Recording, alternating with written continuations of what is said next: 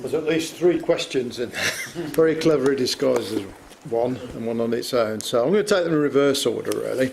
I find this very interesting, and I couldn't come to any definite conclusions, but it has brought up a few ideas which I'd not thought about. So whoever wrote the questions, thank you very much. Let's go to Colossians 1, verse 16 and 17, just to set the foundation here. First, Colossians 1, verse 16 and 17. For by God were all things created that are in heaven and that are in earth, visible and invisible, whether they be thrones or dominions or principalities or powers. All things were created by him and for him, and he is before all things, and by him all things consist. Now, that gives us quite a bit of information there. First of all, it says that God made absolutely everything, and that nothing was there before him, and we'll look a bit in Genesis chapter 1 to confirm that.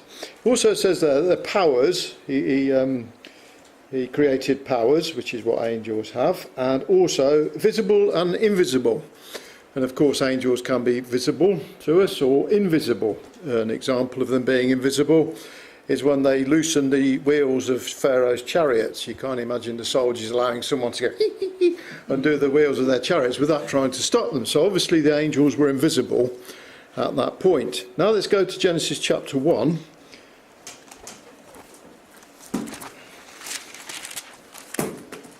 Genesis chapter 1, and you know where I'm going, verse 26.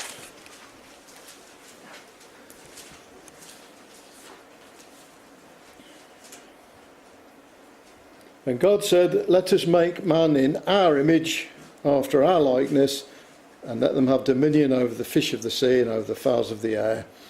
And we know, don't we, that this is God talking with the angels who would actually go and do the work of creation.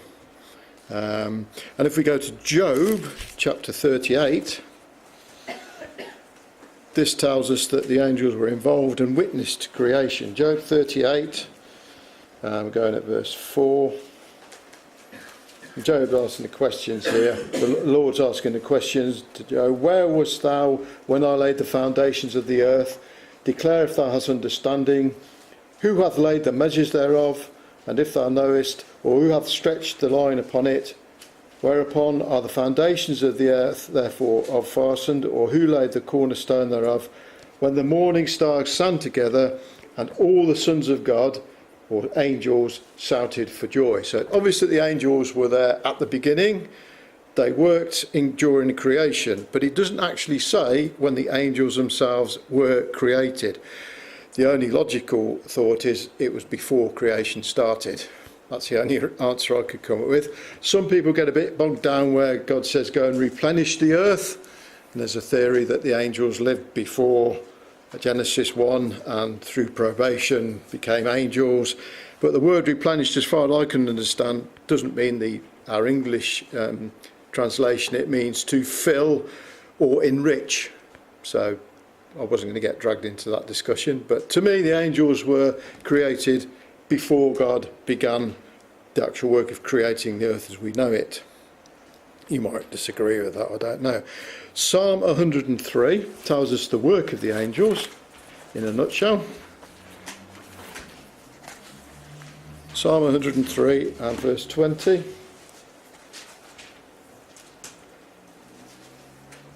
Bless ye the Lord, all ye hosts, ye ministers of his that do his pleasure. Bless the Lord, all his works in all places, dominion. Bless them, O my soul.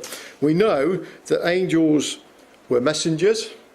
They had twofold role, really. One was to pass on information and messages. Think of Gabriel going to Mary and other people receiving messages directly from angels. And also it was to do specific tasks. We mentioned the wheels off the chariot. You can think of hundreds more where angels were tasked by God to do a specific thing. They were ministers of God. They didn't just suddenly decide they'd go and do this. God directs them exactly what he would like them to do. And this is where I found something interesting which I'd never thought about before. Let's go to Genesis chapter 32. Because we tend to think of angels as being all powerful and absolutely perfect. Let's go to Genesis chapter 32. Now, this might be a bit controversial, but it's worth thinking about. Genesis 32 and verse 34. This is Jacob wrestling with the angel. Genesis 32 and verse... no, it's not 32, is it? 24.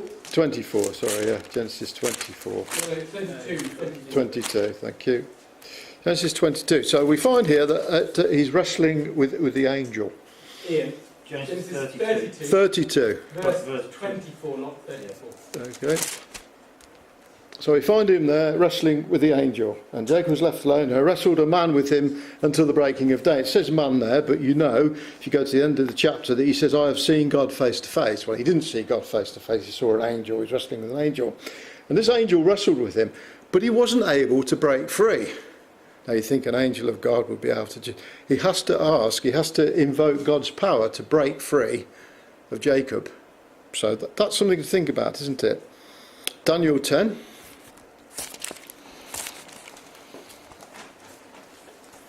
These are just ideas to throw out about angels. Probably going off the track a little bit. We'll come back to it. Daniel 10.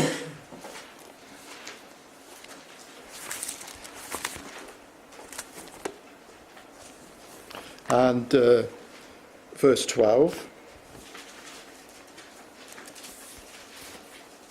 We find an angel here talking to Daniel.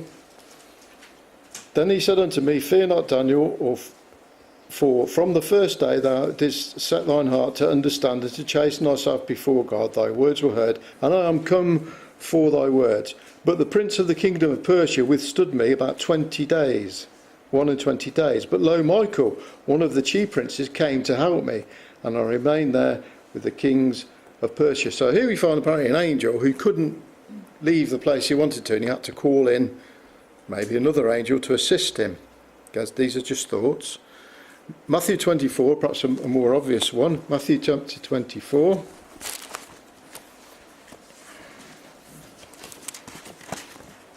And verse 36.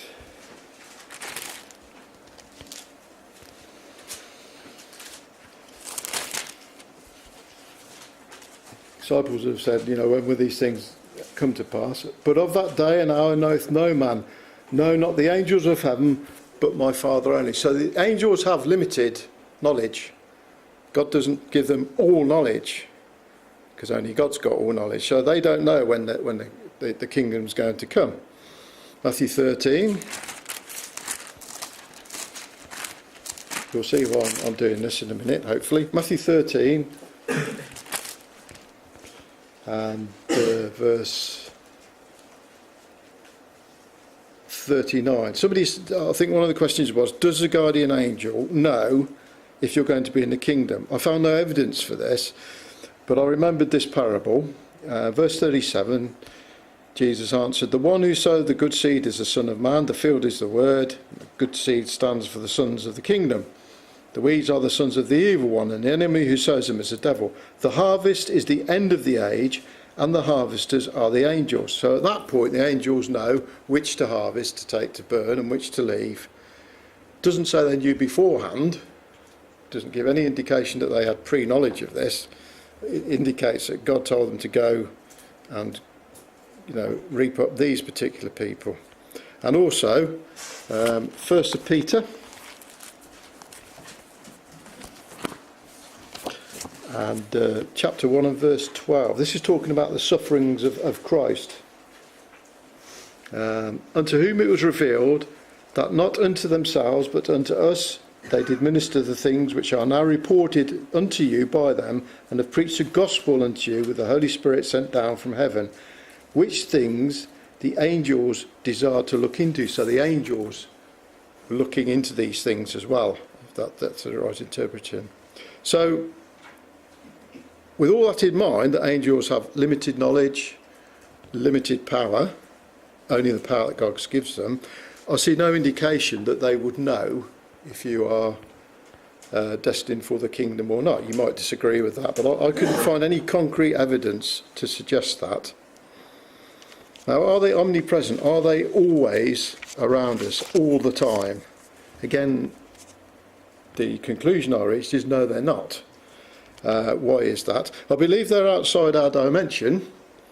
I believe that they can move from here to there like that, because they appear to people. You think of Barak on his donkey, the angel was invisible, then he made himself visible.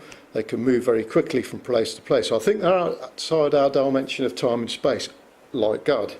They don't move within our time spheres. They're ageless. But if you go to Genesis 3,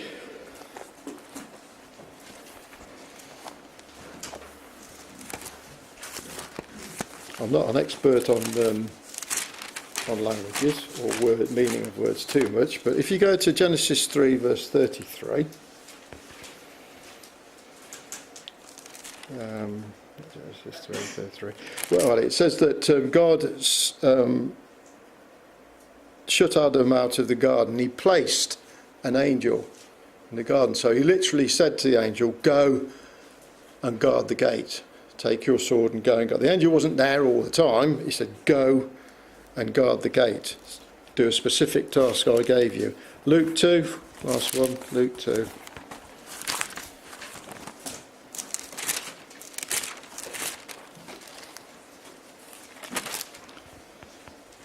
And this is at the birth of Jesus. And it came to pass, as the angels were gone away from them into heaven, the shepherds said one to another, so and so. So the angels left them and went back to heaven. So my interpretation of that is the angels are with God in heaven, and then go out for specific duties, specific roles, and go back to heaven. I don't believe they're sort of sitting next to us all the time. You may disagree with that.